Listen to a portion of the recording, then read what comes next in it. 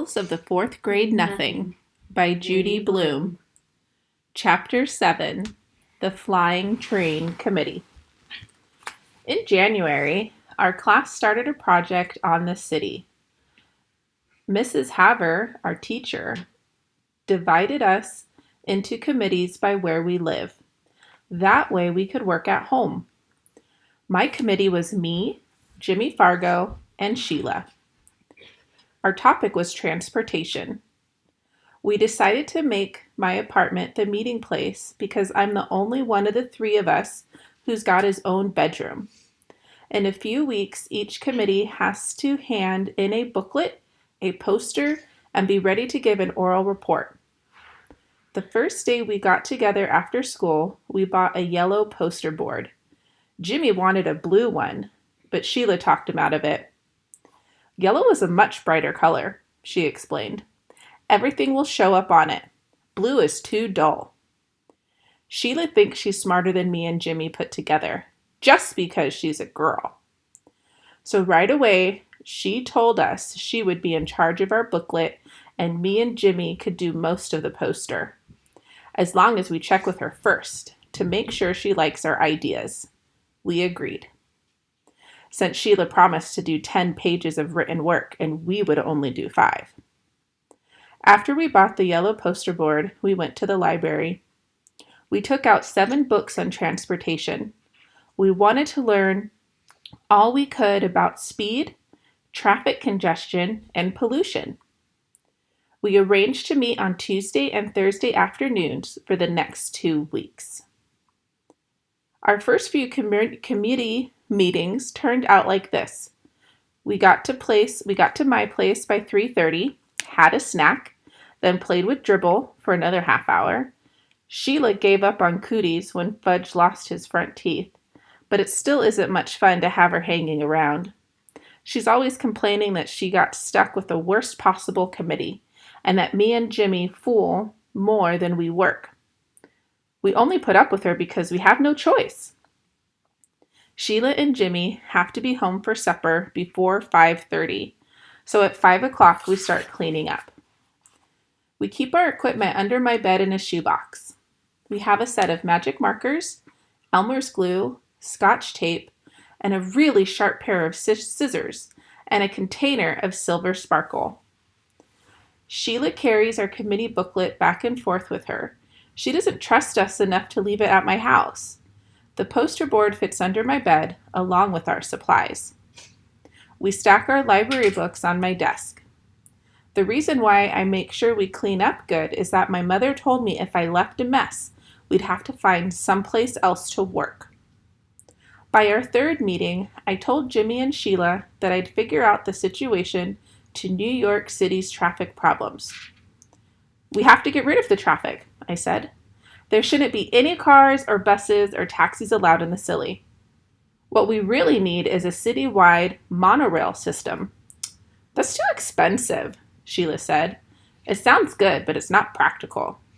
I disagree, I told Sheila. It's very practical. Besides getting rid of traffic, it'll get rid of air pollution and it'll get people where they're going a lot faster. But it's not practical, Peter, Sheila said again. It costs too much. I opened up one of my books on transportation and read a quote. A monorail system is the hope of the future. I cleared my throat and looked up. But we can't write a report just about the monorail, Sheila said. We'll never be able to fill 20 written pages with that.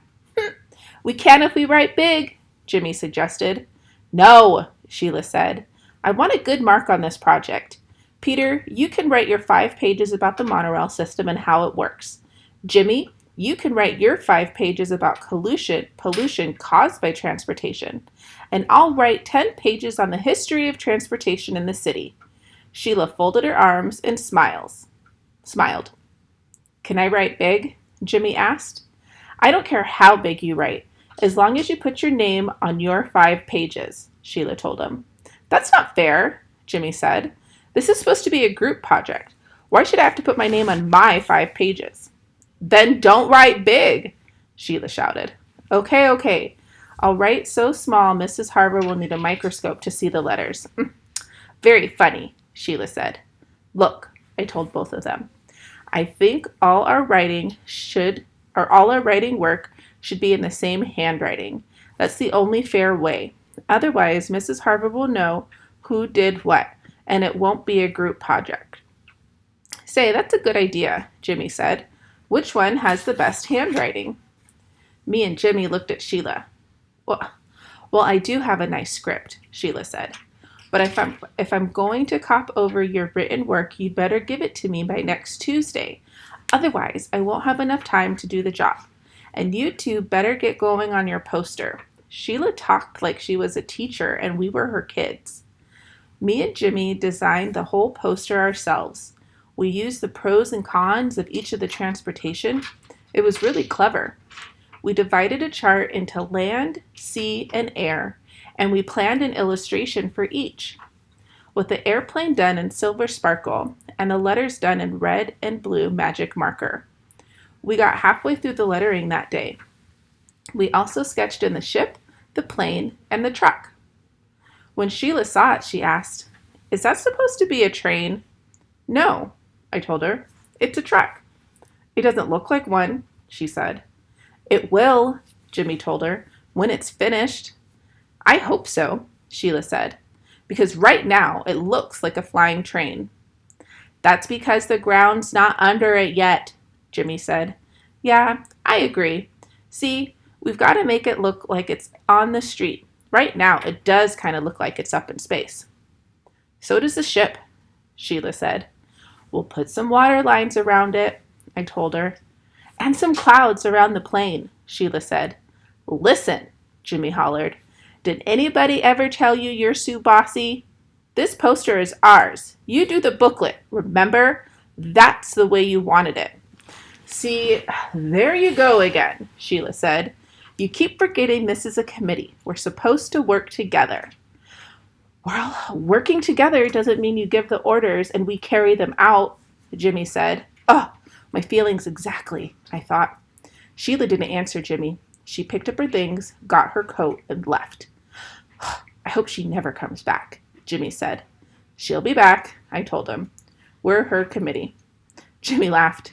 "Yeah, we're all one happy committee." I put our poster under the bed, said goodbye to Jimmy, and washed up for supper. My mother was being pretty nice about our committee meetings. She arranged to have Fudge play at Ralph's apartment on Tuesdays and at Jenny's on Thursdays. Sam has the chicken pox, so he can't play at all. I was glad that next week would be our last committee meeting after school. I was sick of Sheila, and I was getting sick of transportation. Besides, now that I knew a monorail system was the only way to save our city, I was getting upset that the mayor and our other guys that run things at City Hall weren't doing anything about installing them. If I know that's the best model of city transportation, how come they don't do it? The next day, I came home from school. I went into my bedroom to see Dribble like I always do. Fudge was in there, sitting on my bed. "Why are you in my room?" I asked him.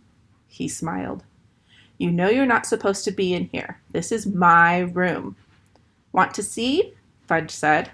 "See what?" "Want to see?" "What are you talking about?" I asked.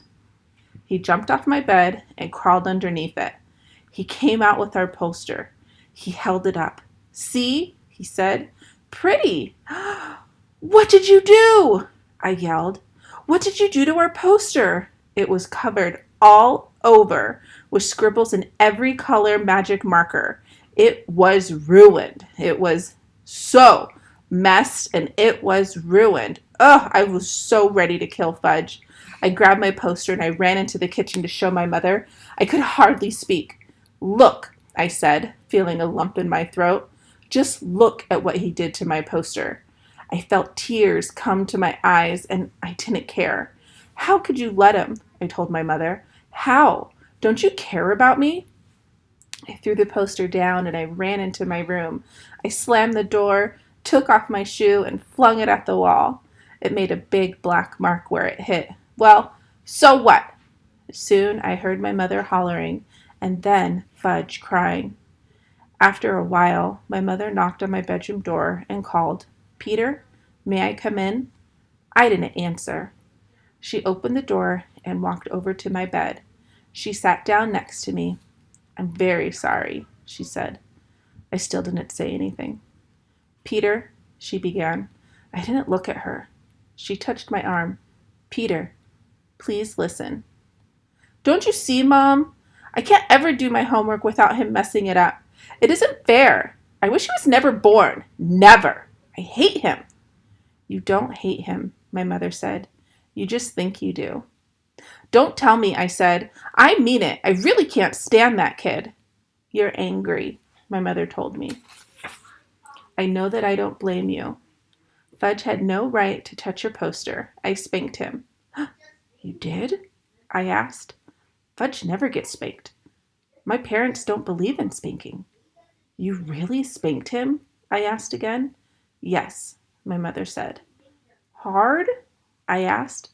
On his backside, she told me. I thought that over.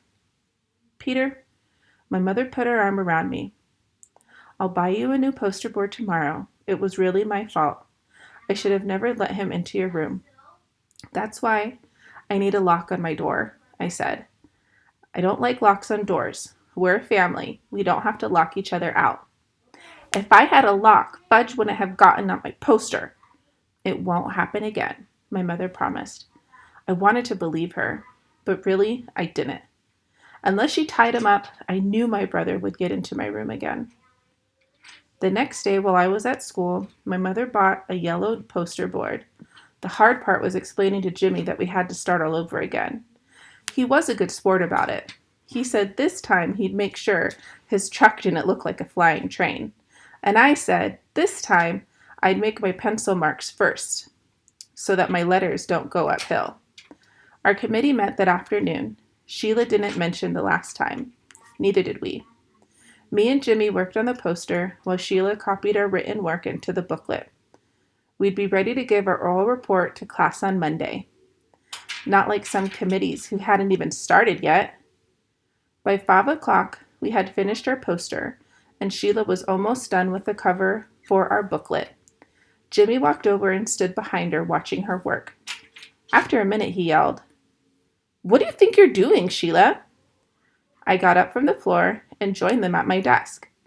I took a look at the cover. It was pretty nice. It said, Transportation in the City. Under that, by Sheila Tubman, Peter Hatcher, and Jimmy Fargo. And under that, in very small letters, handwritten by Miss Sheila Tubman. Now I knew why Jimmy was mad. Oh no, I said, holding my hand on my head. How could you? Sheila didn't say anything. It's not fair, I told her. We didn't put our names on the poster. But the cover's all done, Sheila said. Can't you see that? I'll never get the letters so straight again. It looks perfect. Oh no, Jimmy shouted. We're not handing in the booklet in like that. I'll rip it up before I let you. He grabbed the booklet and threatened to tear it in half. Sheila screamed, You wouldn't! I'll kill you! Give it back to me, Jimmy Fargo! She was ready to cry. I knew Jimmy wouldn't tear it up, but I didn't say so. Peter, make him give it back. Will you take off that line about your handwriting? I asked. I can't. It'll ruin the booklet. Then I think we should rip it up, I said. Sheila stomped her foot. Oh, I hate you both. You don't really, I told her. You just think you do. I know I do, Sheila cried. That's because you're angry right now, I said. I couldn't help smiling. Sheila jumped up and tried to get the booklet. Jimmy held it over his head, and he's much taller than Sheila. She had no chance at all. Finally, she sat down and whispered, I give up. You win. I'll take my name off. You promise? Jimmy asked. I promise, Sheila said. Jimmy set the booklet down on my desk in front of Sheila. Okay, he said, start. I'm not going to make a whole new cover, Sheila said. What I'll do is turn this bottom line into a decoration. She picked up a magic marker and made little flowers out of the words. Soon, handwritten by Miss Sheila Tubman, turned into 16 small flowers. There, Sheila said. It's done. It looks pretty good. I told her. It would have looked better without those flowers, Jimmy said, but at least it's fair now. That night, I showed my mother and father our new poster. They thought it was great, especially our silver sparkle airplane. My mother put the poster on top of the refrigerator so it would be safe until the next day when I had to take it to school. Now I had nothing to worry about. Sheila had the booklet, the poster was safe, and our committee was finished before schedule. I went into my room to relax. Fudge was sitting on the floor near my bed. My shoebox of supplies was in front of him. His face was a mess with magic marker colors, and he was using my extra sharp scissors to snip away at his hair. And the hair he snipped was dropping into Dribble's bowl, which he had in front of him on the floor. See, he said. See, Fudge? Fudgy's a barber. That night I found out hair doesn't hurt my turtle. I picked off every strand from his shell. I cleaned out his bowl and washed off his rocks. He seemed happy. 2 things happened the next day. One was my mother had to take Fudge to the real barber to do something about his hair. He had plenty left on the top, on the left and the back, but just something about the front and top. The barber said there wasn't much he could do until the hair grew back. Between his fangs and his hair, he was getting funnier looking every day. The second was my father came home with a chain latch for my bedroom door. I couldn't reach it when I stood on my tiptoe, but that brother of mine couldn't reach it at all, no matter what. Our committee was the first to give its report. Mrs. Haber said we did a super job. She liked our poster a lot. She thought the silver sparkle airplane was the best. The only thing she asked us was, how come we included a picture of a flying train?